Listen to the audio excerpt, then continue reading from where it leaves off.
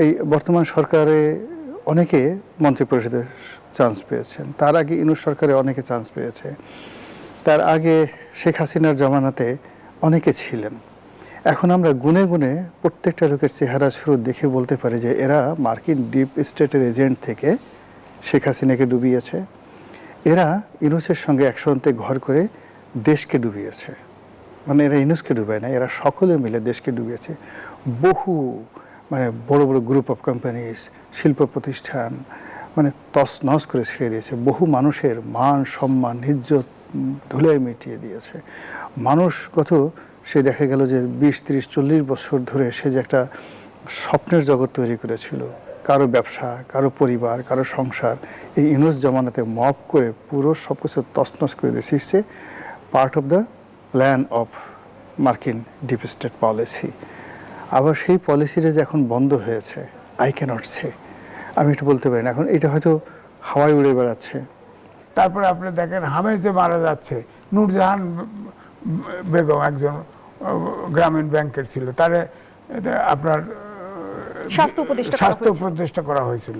সে তো টাকা পয়সা কামাইছে, ওইটা তার হোঁদ আছে।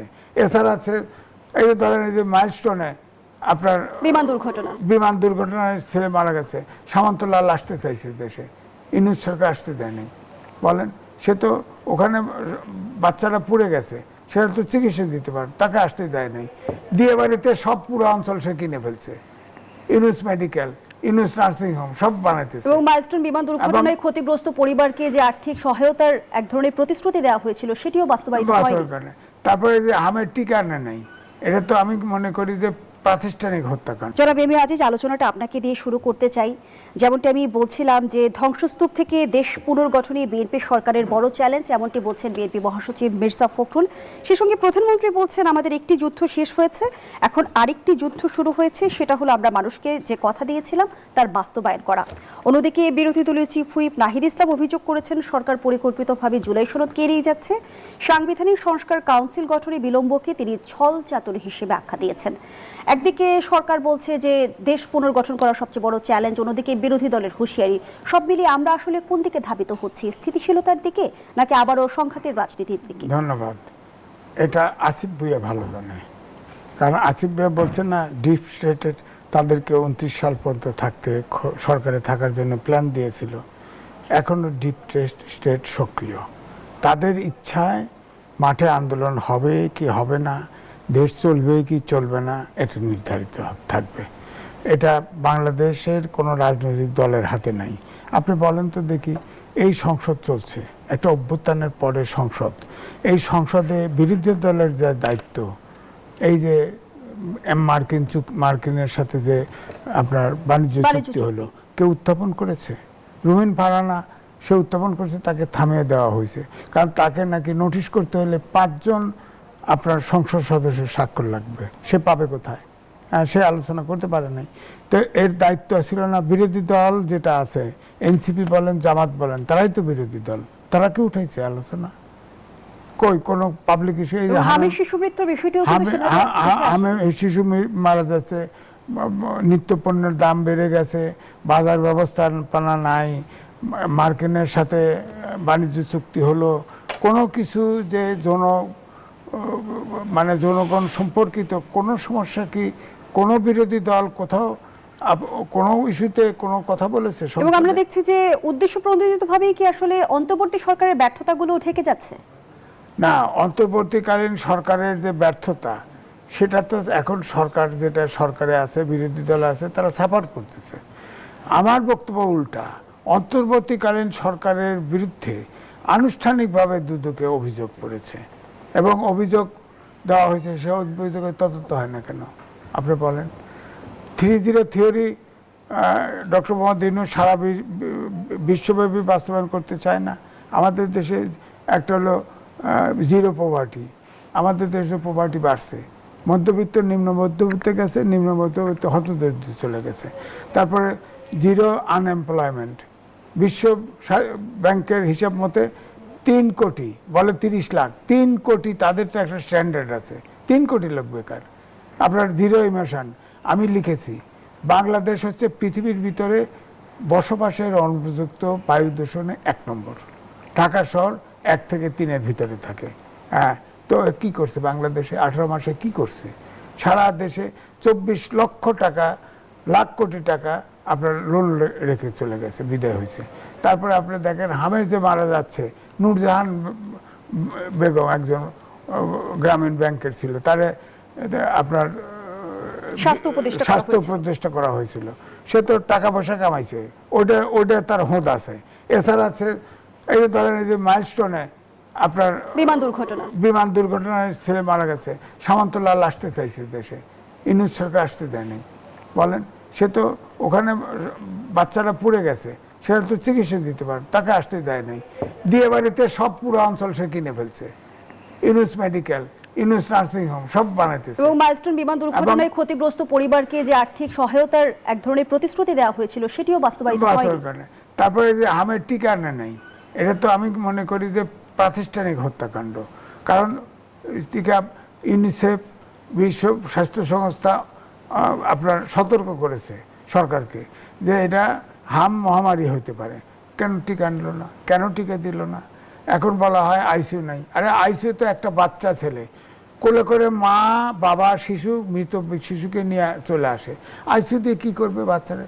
বাচ্চা যখন হামে, যখন তার শ্বাস প্রায় বন্ধ হয়ে আসে, তখন আইসিইউতে নেয়, এটা লাইফ সাপোর্ট। সেখান থেকে তো বাচ্চার কতটুকু রেজিস্ট্যান্ট ক্যাপাসিটি আছে বলেন? সে ফেরত আসবে? আইসিইউ বড় সমস্যা না, সমস্যা হলো টিকা কেনে নেয়, টিকার পয়সা গেল কোথায়? অন্তর্বর্তী সরকারের এই ধরনের অব্যবস্থাপনার পেছনে আসলে কি কারণ থাকতে পারে? অযোগ্যতা নাকি অনীহা? অযোগ্যতা, অনীহা, চুরি, সব তাদের, লোভ লালসা সব ছিল তাদের ভিতরে। চুরির ব্যাপারে তো পিছিয়ে রায় নাই। নিজস্ব ফৌজদারি অপরাধের মামলা ছিল ইউনূসের বিরুদ্ধে 7টা, সে নিজে আইন আদালতেও যায় নাই, নিজে এক্সিকিউটিভ অর্ডারে প্রত্যাহার করে নিছে। বলেন কেমন ক্রিমিনাল? আবার এই যে আমার ছেলে ব্র্যাকে চাকরি করে, বিআরটে চাকরি করে, সেখানে প্রফিট শেয়ারিং আছে 5%। গ্রামীণ ফোনের কর্মচারীরা তার প্রফিট শেয়ারিংয়ের জন্য তার বিরুদ্ধে মামলা করেছিল, সেটা সে 3.5% বানাইছে, যাতে যদি দেওয়া লাগে তাহলে যাতে কম দিতে হয়, 3.5% বানায় নিচ্ছে সে। তো সুতরাং ডক্টর মোহাম্মদ ইউনূস, আমি নিজেও মনে করতাম যে বিশ্ববিখ্যাত লোক, দেশের সম্পদ, শেখ হাসিনা তাকে খামাখা 6 তলা হাঁটায় উঠাইতেছে, বুড়া মানুষ হাঁটায় নামাইতেছে। আমি তার পক্ষে টকশো করেছি, তার পক্ষে লিখেছি, ডকুমেন্ট আছে। কিন্তু আমি দেখলাম যে আমি হচ্ছে একমাত্র আহম্মক, যে আমি ইউনূসকে চিনতে পারিনি, যে এইরকম দুর্বৃত্ত একমাত্র বাংলাদেশের শেখ হাসিনা শেখ ইউনূসকে চিনছে, আর তো কেউ চিনতে পারে না। সবাই তো ইউনূসের পক্ষে। অসংখ্য ধন্যবাদ জানাচ্ছি জনাব এম এ আজিজ। জনাব গোলাম মাওলা রনি, যেমনটি এম এ আজিজ তুলে ধরছিল ডিপ স্টেটের কথা, ডিপ স্টেট আসলে কারা? ডিপ স্টেট কি আমাদের রাজনীতির নিয়ন্ত্রক? আপাতত এখন নিয়ন্ত্রণ ডিপ স্টেটের হাতেই টিল নাও মনে হচ্ছে যে সমস্ত নিয়ন্ত্রণের চাবিকাঠি। এখানে দুটো ব্যাপার আছে। ধরুন আপনার একটা গাড়ি আছে, তো গাড়িটা চলছে, ড্রাইভার বসে আছে, কিন্তু এটা এত অত্যাধুনিক একটা গাড়ি যেটা রিমোট আপনার হাতে, ড্রাইভার শুধু ধরে আছে। তো যখন মার্কিন যুক্তরাষ্ট্রের মতো কোনো একটা রাষ্ট্র তাদের যে ডিপ স্টেট পলিসি, অন্য একটা দেশের সরকার পরিবর্তন করা, সেই দেশের ভূমি দখল করা, সেই দেশের ভূসম্পত্তি এবং খনিজ দ্রব্য সেগুলো লুট করা, এবং তাদের যে তাবেদার পুতুল সরকার সেখানে প্রতিষ্ঠিত করা, এই অ্যাজ এ হোল কম্বাইন্ড একটা কমপ্লেক্স এবং একটা কম্পোজিট যে প্যাকেজ, এটাই আমেরিকার ভাষায় এটাকে বলা হয় ডিপ স্টেট। কোথাও যদি দেখা যাচ্ছে যে শেখ হাসিনার মতো ঘাড় তেড়া কোনো শাসক পেয়ে যায়, বা মাদুরোর মতো ঘাড় তেড়া কোনো শাসক পেয়ে যায়, তখন তাদেরকে ক্ষমতাচ্যুত করার জন্য যে ধরনের ধ্বংসলীলা চালানো দরকার সেই কাজগুলো তারা করে। তো এই যে ধ্বংসলীলা করার জন্য বিদেশ থেকে সৈন্য আনা, অস্ত্র আনা, রাইফেল আনা, গোলাবারুদ আনা, বিলিয়ন ডলার খরচ করা এবং একটা দেশকে উত্তাল করে দেওয়া, এটা হলো একটা প্রস্তুতি ডিপ স্টেটের।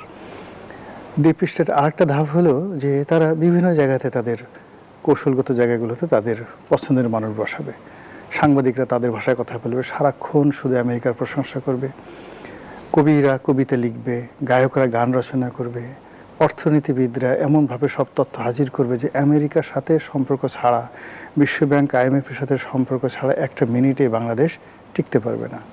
রাজনীতিবিদরা সেই দাড়ি থাকুক টুপি থাকুক, ডাজ নট ম্যাটার, তারা মানে যত বড় বড় মিষ্টি মিষ্টি কথা বলবে, কিন্তু তলে তলে বলবে American champagne is very good, American whisky এর চেয়ে ভালো কোনো হুইস্কি নাই।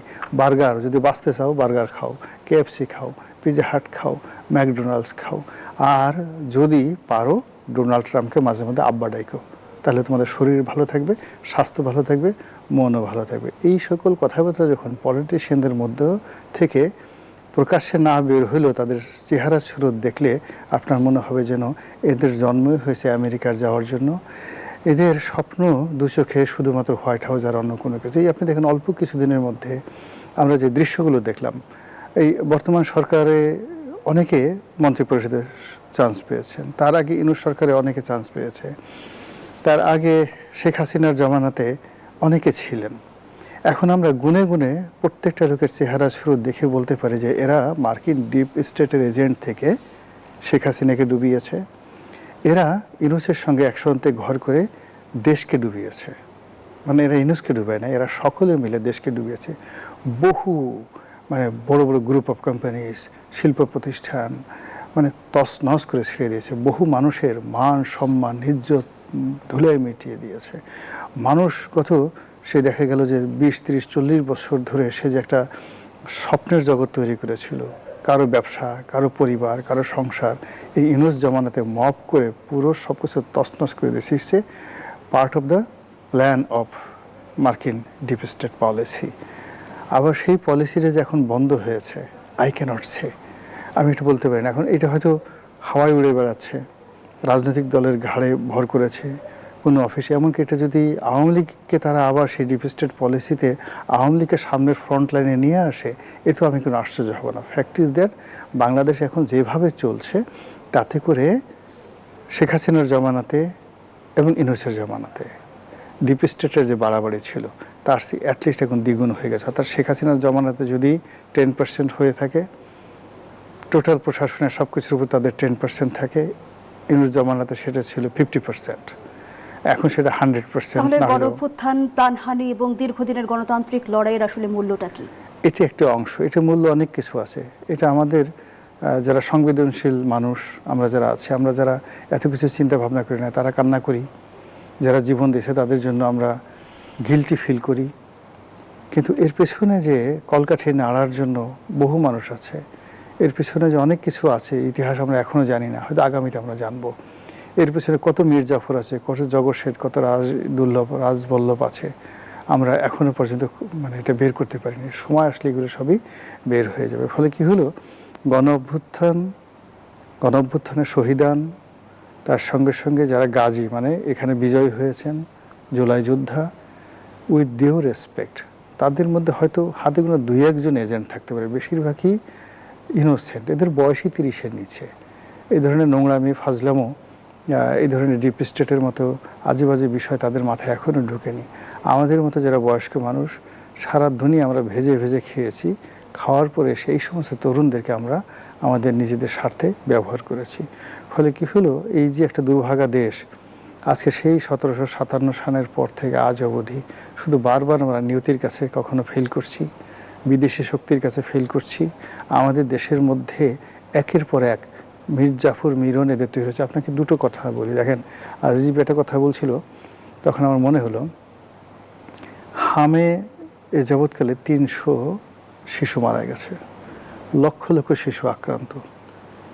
এবং এই যে 300 শিশু মারা গেছে, আমরা আইএমএ জাহিলিয়াতে যারা কাফের মুশরিক তাদেরকে আমরা খুব খারাপ বলি, এরা মেয়ে শিশু বা কন্যা শিশুদেরকে জীবন্ত কবর দিত। আই ডু নট বিলিভ যে জাজিরাতুল আরবের ওই মক্কার ওই অল্প একটু জায়গার মধ্যে 300 কন্যা শিশুকে কেউ মেরেছে। একজন জাহেল পাওয়া যাবে না যে 300। কিন্তু এই বাংলাদেশে এই ইউনূস জমানাতে যে রেজিম চলেছে, সেই রেজিমের একটা ভুলের কারণে 300 শিশু মারা গেল। এখন আমরা তাদেরকে কি আইএমএ জাহিলিয়াত বলবো?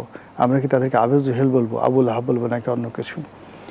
আপনি যদি ধরেন ইতিহাসের আর একটা চরিত্র আছে যাকে মোহাম্মদী বেগ বলি আমরা, সেই যে সিরাজউদ্দৌলাকে হত্যা করেছিল, কিংবা আমরা সীমারকে বলি, ইমাম হোসেনকে যিনি জবাই করেছিলেন, মোহাম্মদী বেগ এবং ইমাম হোসেনের হত্যাকারী যিনি আছেন সীমার, তাদের দুজনকে যদি বলা হতো 300 শিশুকে সামনে শুইয়ে দিয়ে সারা পৃথিবীর রাজত্ব তোমাদেরকে দেয়া হবে, এই 300 শিশুকে হত্যা করো, কোনোদিন তারা সেই কাজটা করতো না। কিন্তু অন্তর্বর্তীকালীন সরকারের শাসনামলে গঠিত অপরাধের জন্য বিচারের আওতায় আসবে কি, নাকি সেখানেও আবার ডিপ স্টেট সক্রিয় হয়ে উঠবে? প্রথমত হলো বিচার হবে টুডে অর টুমরো। বিচার যদি এখন হয়, যারা অপরাধী তাদের সাজা রিজনেবল হবে, কিন্তু এই বিচার যদি পরে হয়, ধরুন 2 বছর পরে বা 10 বছর পরে, ইভেন 20 বছর পরে, এটা আরও নির্মম এবং নিষ্ঠুর হবে। যেমন ধরুন শেখ হাসিনার পতন যদি 2014 সনে হতো, তাহলে তাকে দেশ ছেড়ে পালাতে হতো না, এমনকি জেলেও যেতে হতো না। কিন্তু এখন দেখেন কি অবস্থা, তার আশাটা সম্পূর্ণ অনিশ্চয়তা। এখন এই যে হাম নিয়ে অন্যান্য যে বিষয়গুলো নিয়ে যারা অপরাধী, আপনি এই উপদেষ্টা পরিষদের মধ্যে অনেক লোক আছেন, অনেক কর্মকর্তা, অনেকগুলো মানে আমলাদের মধ্যে যারা রিটায়ার্ডে চলে গেছিলেন, তারা এসে এরকম একটা সিন্ডিকেট গড়ে তুলেছিলেন। সেই সিন্ডিকেটের কারণে কি দেখেন কোনো এডিবি বাস্তবায়ন হয়নি ইউনূসের জমানাতে, মানে অ্যানুয়াল ডেভেলপমেন্ট প্রোগ্রাম, বড় কোনো প্রজেক্ট হয়নি। কিন্তু তারপরেও আমরা প্রায় $12 বিলিয়ন দেশের বাইরে থেকে লোন করেছি, $12 বিলিয়ন। আর দেশের ভিতর থেকে প্রায় 1,40,00,000 কোটি টাকা দেশের ভিতর থেকে আপনি করেছেন। আপনি যদি এই সমস্ত বাংলাদেশের সব মানুষ যদি আপনি যাকে বলা হয় যে এই সরকারের সাথে জড়িত 10,000 গরুকে যদি আপনি একসাথে এই টাকাগুলোকে আপনি ঘাস বানাই দেন, তাও আবার 100 টাকার নোট, আপনি 18 মাস বসে এই টাকাগুলো খেতে পারবে না। সব মিলে যদি প্রায় 3 লক্ষ কোটি টাকা, $12 বিলিয়ন মানে 12 × 144, আর ওখানে 1,40,00,000, প্রায় 2,80,000 কোটি টাকা। 2,80,000 কোটি টাকা একত্র করলে কত টাকা হয় করে ইভেন ইমাজিন, আমিও ইমাজিন করতে পারি না। এই টাকাগুলো এরা খেয়ে ফেলেছে এই সময়টার মধ্যে। এখন এরপরে হঠাৎ করে এই যে অন্যান্য লোন প্লাস ব্যাংকের যে খেলাফি ঋণটা, এক লাফে 2 লক্ষ কোটি টাকা থেকে, বা শেখ হাসিনা রেখে গেছিল 1.5 লক্ষ কোটি টাকার মতো, সেই 1.5 লক্ষ কোটি টাকা থেকে এটা মুহূর্তের মধ্যে জাম্প মেরে 5.5 লাখ কোটি টাকাতে চলে গেল ব্যাংক খেলাপি ঋণ। কীভাবে হলো এটা? How it is possible? Bank থেকে এই যে 5টা ব্যাংকগুলো তারা করলো করে, এই ব্যাংকে প্রথমে 20,000 কোটি টাকা দেওয়া হলো, তারপরে আবার 30,000 কোটি টাকা। তার মানে অন্তর্বর্তীকালীন সরকারের শাসনামলেও লুটপাট হয়েছে। মানে লুটপাট কি, এখন তো মানে 18 মাসে তারা যে লুটপাট করেছে, শেখ হাসিনার জামানার 18 বছরের লুটপাটকে আপনি মিলাতে পারবেন না। মনে হচ্ছে বেশি, তুলনামূলকভাবে মনে হচ্ছে এই আমলে বেশি লুটপাট হয়েছে। অসংখ্য ধন্যবাদ জানাচ্ছি জনাব গোলাম বররনী। জনাব এম এ আজিজ, যুক্তরাষ্ট্রের সঙ্গে বাণিজ্য চুক্তি বাতিলের দাবিতে ঢাকা বিশ্ববিদ্যালয়ে মশাল মিছিল হলো, কিন্তু বাণিজ্য মন্ত্রী যেমনটি বলছেন দুটি রাষ্ট্র চুক্তি করলে চট করে পরিবর্তন করা যায় না। আবার অধ্যাপক আনু মোহাম্মদ বলছেন যে আমরা ট্রাম্পের আদেশপত্র মানতে বাধ্য নই। সব মিলিয়ে এই চুক্তি থেকে বেরোবার কোনো পথ আমাদের রয়েছে কিনা? দেখেন, রাষ্ট্রের সাথে রাষ্ট্রের চুক্তি, আমার বক্তব্য হলো এই চুক্তি সম্পর্কে তো আমি হোয়াইট হাউসের ওয়েবসাইট থেকে টেনে বের করে লিখেছি, রিপোর্ট ছাপা হয়েছে। আমাকে একজন টেলিফোন করেও বলেছে, আমি কিন্তু চুক্তি তো বাস্তবায়ন হয়ে গেছে। কারণ চুক্তির ভিতরে একটা যেমন ছিল যে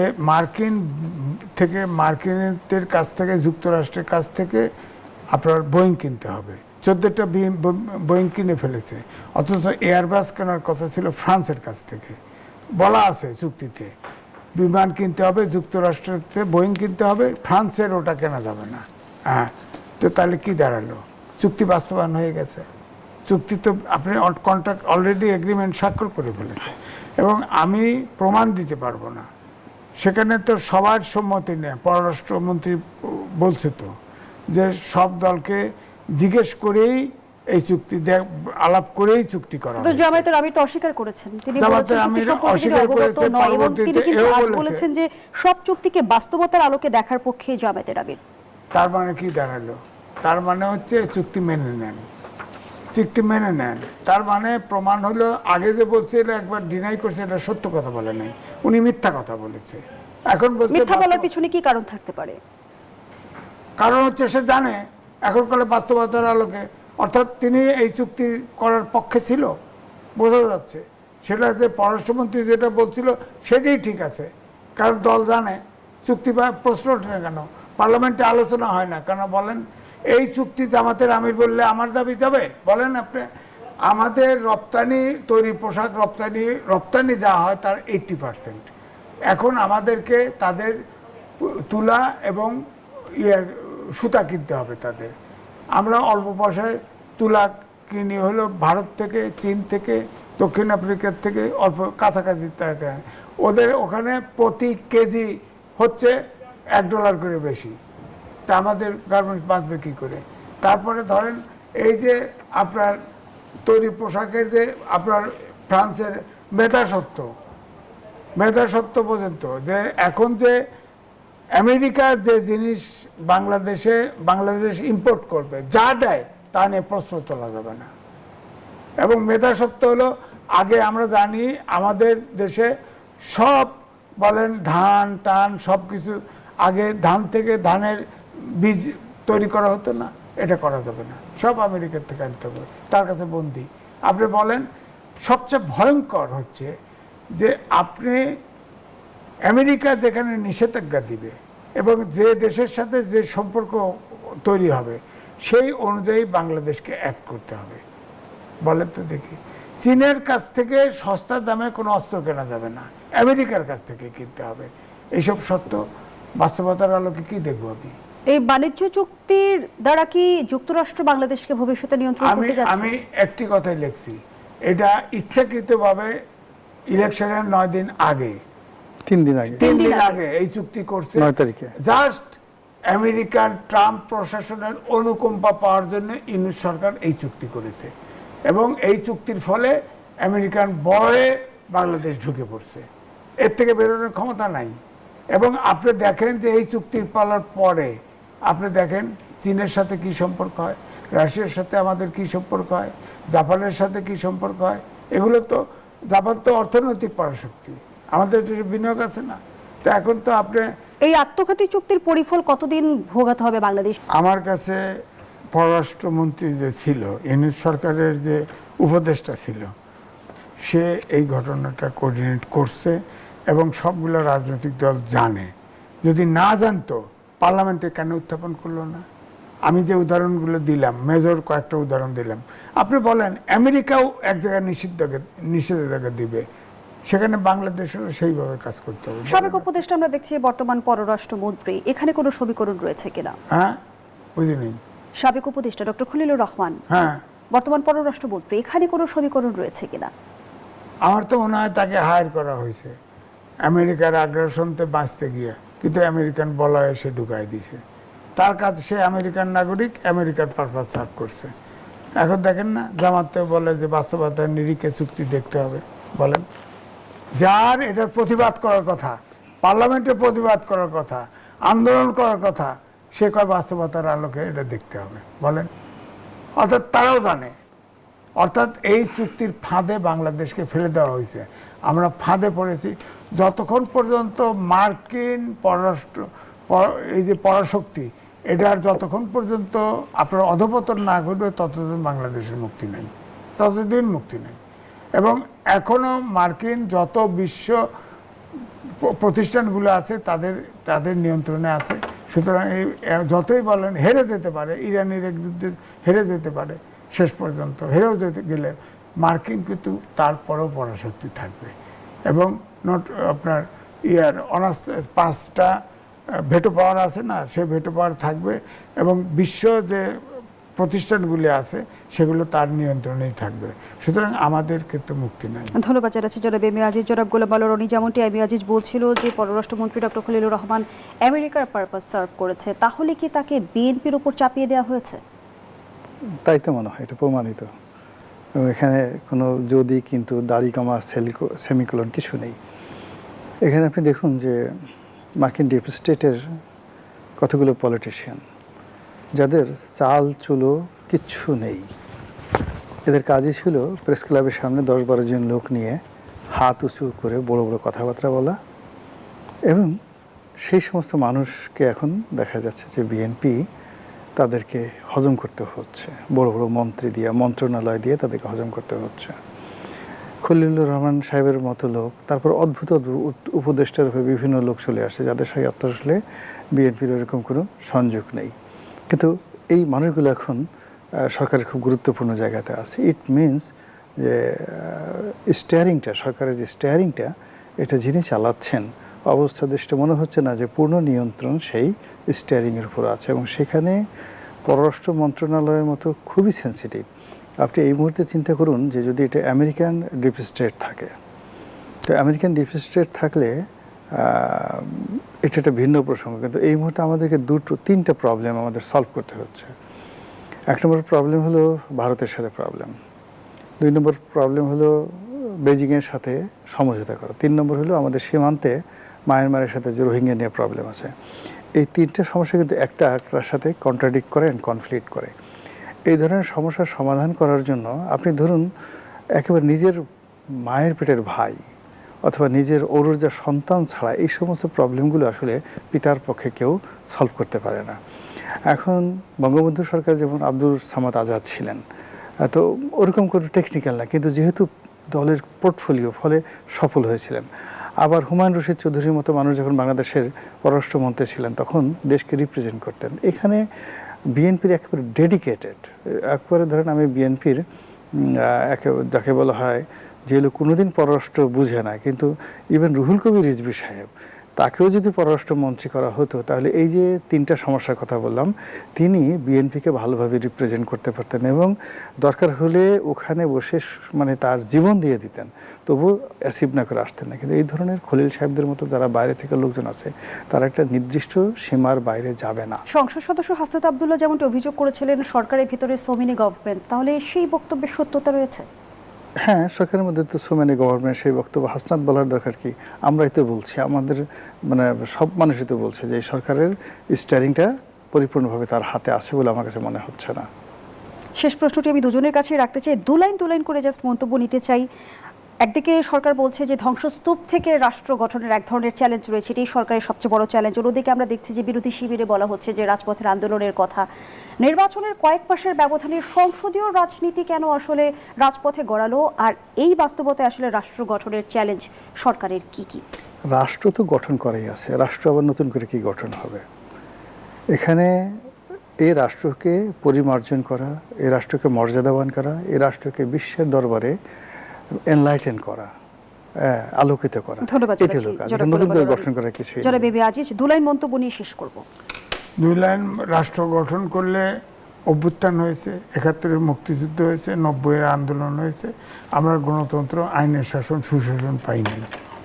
আপনার কালকে সুপ্রিম কোর্টের হলো না কেন, ইলেকশন হলো না কেন, প্রেস ক্লাবের ইলেকশন হয় না কেন? তো পেশাজীবীদের ইলেকশনই তো করতে দিচ্ছেন না, গণতন্ত্রের পথেই তো চলতে পারতেছে না। বিরোধী দল এবং সরকারি দল একসাথে, এই যে বললো না বাণিজ্য চুক্তি বাস্তবতার সাথে দেখতে হবে।